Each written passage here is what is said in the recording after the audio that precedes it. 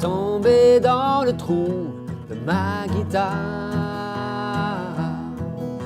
C'est l'endroit le plus loin de toi qu'il puisse y avoir. Je disais que le country, c'était une musique quétaine, tout ça. Je veux dire, il va toujours avoir du country quétaine, mais il y a toujours du rock quétaine aussi. C'est juste qu'on n'en parle pas. Mais tu sais, je veux dire, il y a tous les genres. Moi, je dis tout le temps, il n'y a pas de mauvais genres, juste des mauvaises tunes, tu sais. Peu importe le genre. Donc, puis il y a des très bonnes chansons dans tous les genres.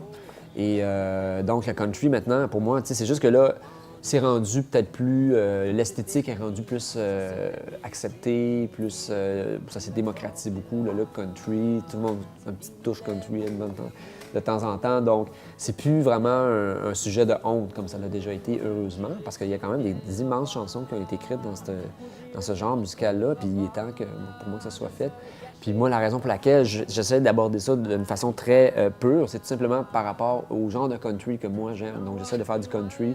Tu sais, je pense un peu à des trucs qui sont moins, on pourrait identifier moins au country, mais par exemple, la période du début 70 d'Elvis Presley avec son band, qui est un band de country assez rock, mais qui avait toutes les ligues de country, puis c'est une espèce de groove vraiment que moi j'aime beaucoup.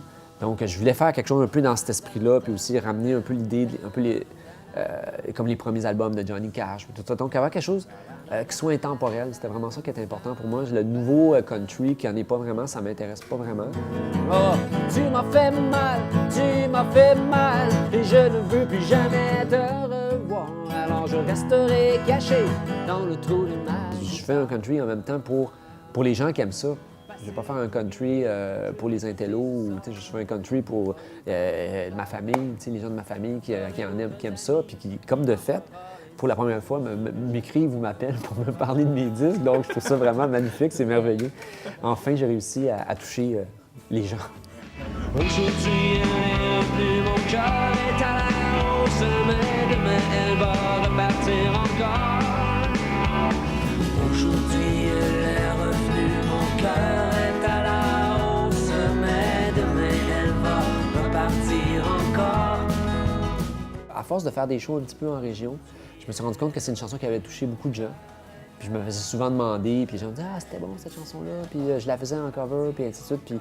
Puis aussi, l'histoire à l'arrière de tout ça, c'est que quand je suis allé à Saint-Siméon il y a plusieurs années pour la première fois, des deux musiciens qui étaient là, il y avait une scène ouverte, ils sont venus me voir, ils m'ont dit « Hey, on faisait ta chanson en cover dans le temps, ça tentait de venir la chanter avec nous. » Fait que là, j'ai dit « Oh boy! » J'ai pris une grosse bière, puis j'ai dit « OK, je vais y aller. » Puis finalement, on a fait la chanson, il a joué pareil comme le disque, puis tout le monde dans la salle chantait les paroles.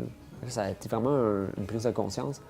Et en plus de ça, pour l'anecdote, ces deux musiciens-là sont Marc Hébert et Vincent Carré qui m'accompagnent sur le volume 1. Donc c'est un peu comme ça que j'ai fait leur rencontre. Fait qu'il y avait un peu aussi dans moi l'idée de faire un hommage, un clin d'œil à ce moment-là.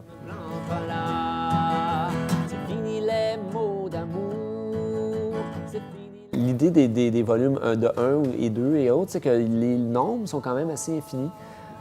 Donc, pour moi, tant qu'il y aura des chansons ou qu'il y aura des occasions d'en faire, je vais en faire. Puis en même temps, ça ne ferme pas la porte non plus aux chiens ou peut-être un éventuel Monsieur Mono, dépendant. C'est toujours suivre son inspiration, dans le fond. Si tu vas... c'est des cycles aussi de chansons. Là, j'ai fait vraiment un bon cycle de chansons de style country, mais je pense que de toute façon, au fil du temps, il va toujours avoir un peu de perméabilité entre tout ça, parce que même des chansons des chiens, il y avait déjà des saveurs country dans certaines chansons. Monsieur Mono, évidemment, aussi, il y avait beaucoup de pédalité sur le premier disque. Donc, tu sais, c'était toujours été un peu sous-jacent, tout ça. Fait que peut-être qu'éventuellement, je sais pas ce qui va finir par arriver, c'est que tout ça va fusionner en un tout cohérent, puis j'aurais plus besoin d'avoir 25 garde-robes différentes. Caché dans le trou de ma guitare.